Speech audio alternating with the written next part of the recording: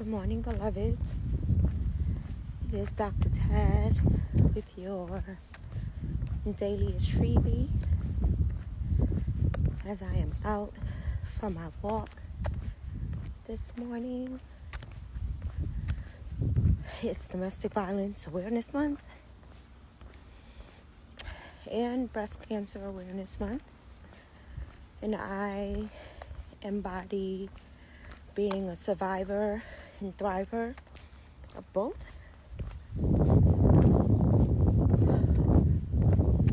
And today, part 8, I want to invite us to reflect on some tools in our toolbox that we could use to help, support, love someone who is being abused mentally, physically, verbally, financially, spiritually, emotionally.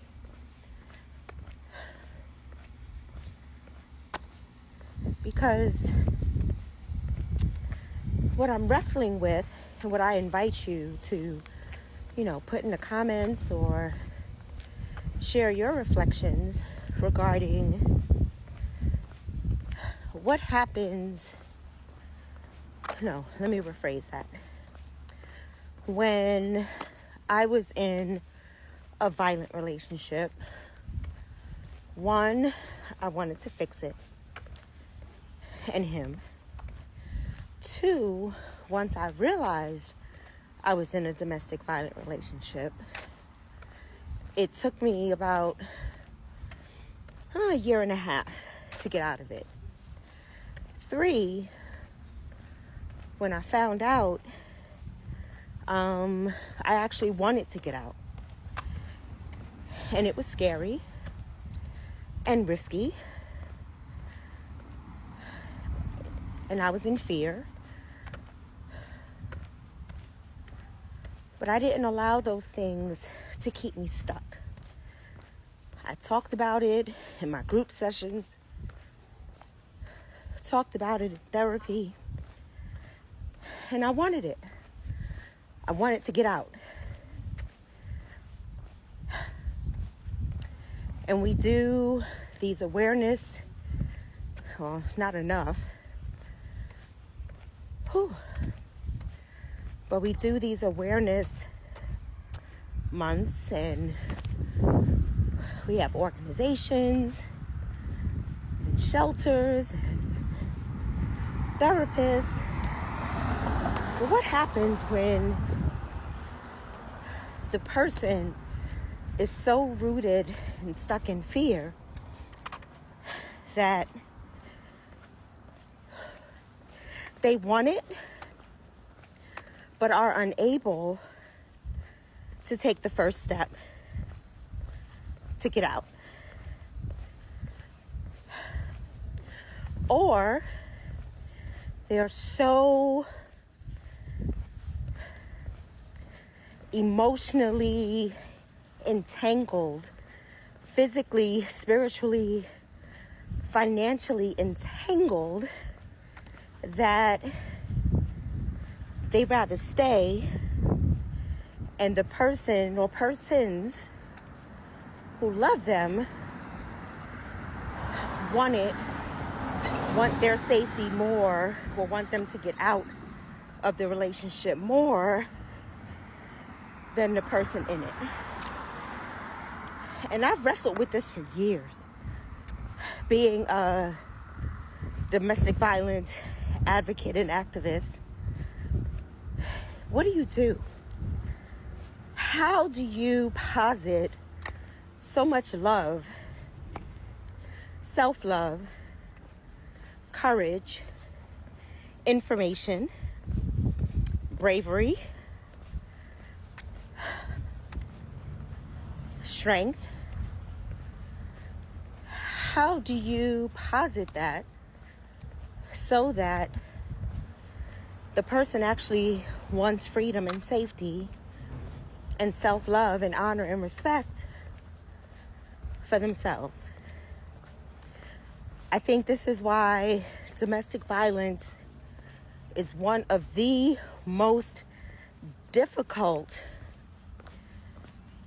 experiences to address. One of the most difficult experiences to break, to get out of. So some things, just very quickly, some tools that I used. One, having a relationship with God, a prayer life that doesn't always include, oh, Father God, and, pretty prayers. It was lamenting. It was laying prostrate on the ground, reciting by memory Psalm 34 and Psalm 91. It was going to support groups. It was going to, good morning. It was going to therapy. It was surrounding myself with people that loved me and did not judge me. Why did you stay? Why did you do this? I could never be me. Had to remove those people out of my life. And some other tools are empathy, which is being able to taste the salt in someone else's tears. Thank you, Dr. Gottman. It's compassion, where you actually act on and show the person that empathy outwardly through words, through actions, through silence, through presence. There is active listening. My brother says what goes on up here doesn't always have to come out here.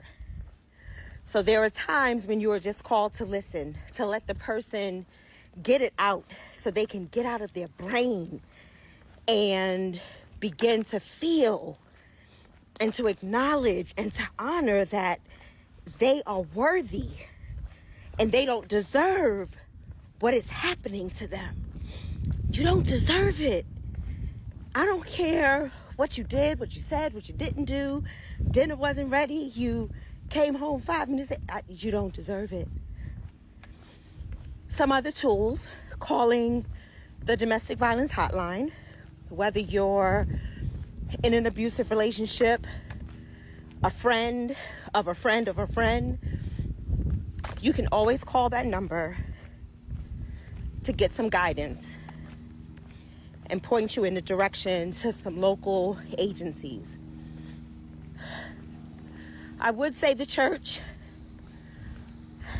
It could be a congregation, your spiritual leader, but it depends on where they are in the word. Are they truly down for your liberation and your freedom? Or is it as patriarchal and misogynistic as many spiritual institutions are? So begin to think about, you can't make somebody want it more than you want it. And what can we do to create an environment so that they do want it? It being safety, self-love, security, a new beginning, and having patience. None of those things are easy. And I wish I could give you a step-by-step guide. But these are some of the tools that I used and what I needed to get out of my domestic violent relationship. And I offer that to you today. So we'll continue with part 9 on tomorrow. This is Dr. Tad with your daily-ish freebie. Self-care, taking care of myself, and showing and exemplifying how to take care of you. Much love.